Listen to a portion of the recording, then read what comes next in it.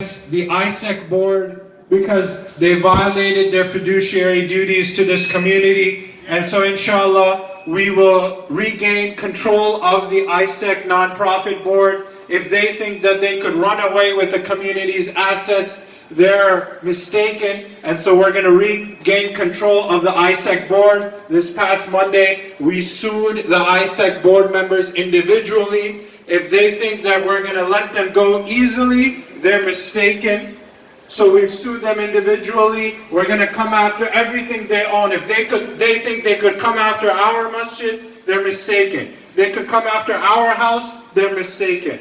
And so we sued them individually. We've also released a letter to the Attorney General. Yes. At this time, if I have your permission, I'm going to recite the letter that was sent to the Attorney General's office on behalf of the Rutgers Law School Muslim Law Students Association. And at this time, I'm going to read it to you, and I have the distinct privilege of serving as an ex officio member of the Rutgers Muslim Law Students Association, past president of the Muslim Law Students Association at Rutgers. And this is the letter. Dear Attorney General Garwal and Director Caruso, we write to you in order to bring attention to the recent sale of our 40-year-old historic mosque located at 20 Branford Place, Newark, New Jersey. The Islamic Society of Essex County, ISEC, sold the mosque without notice to or consent of its over 2,000 members. This mosque has been quintessential to generations of Newark's Muslims, and as Rutgers students, we understand its importance in our community. Sheikh Hisham Jabir, mentor to Malcolm X, was from this mosque. The corner of Branford Place and Treat Place was proudly renamed Mecca Place. There have been allegations that ISEC purposefully mismanaged this building and allowed the mosque to fall into disrepair, despite collecting thousands in donations from the community for decades. We are deeply disturbed by the news that the ISEC Board of Trustees never held a public meeting to share their plans and seek community approval.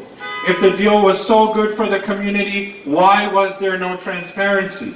Community members have sued ISEC alleging ultra-virus transactions. Since the mosque was an endowment, as noted in Mr. Osman Ahmed's autobiography, who is an ISEC trustee, the ISEC Board of Trustees lacked the power to sell this community asset. Furthermore, New Jersey state law requires any church or religious society to provide notice and seek community approval before the sale of any property. ISEC has attempted to defend such action by claiming they are not a mosque despite benefiting from property tax exemption due to church use.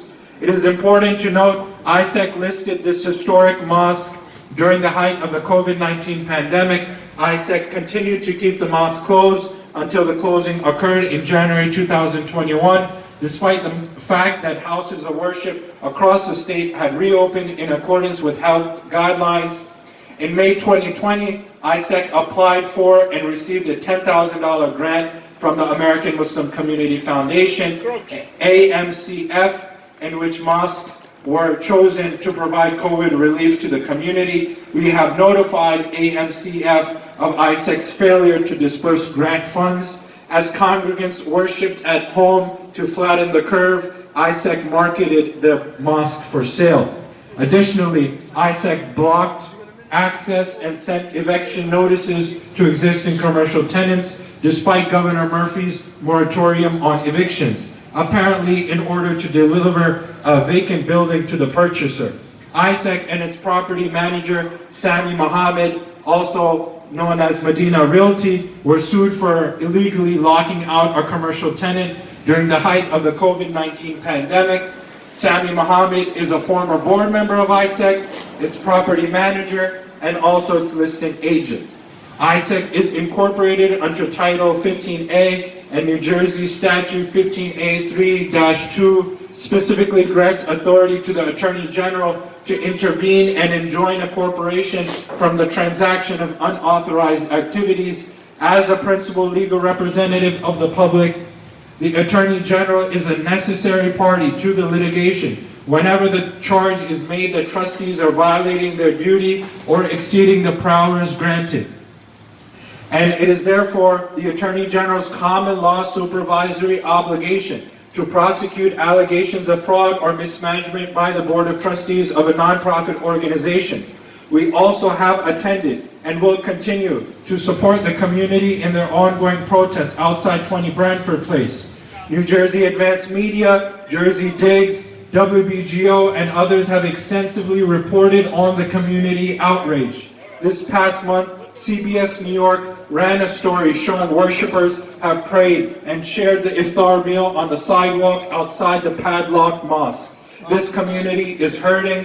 We thank you for your attention to this critically important matter. We trust you will intervene and enjoin ISAC from the transfer of mosque property. We look forward to your response. Very truly, Rutgers Law School Muslim Law Students Association. Takbir! Allahu Akbar! Takbir! Allahu Akbar! Takbir! Allahu Akbar! And so inshallah, brothers and sisters, with your support, that your consistency, it gives us power. And Pastor, we thank you, especially you're joining us. We're inspired by everyone joining us, their consistency, whatever the temperature may be, whatever our family obligations might be, we continue to be here, and we will continue to be here until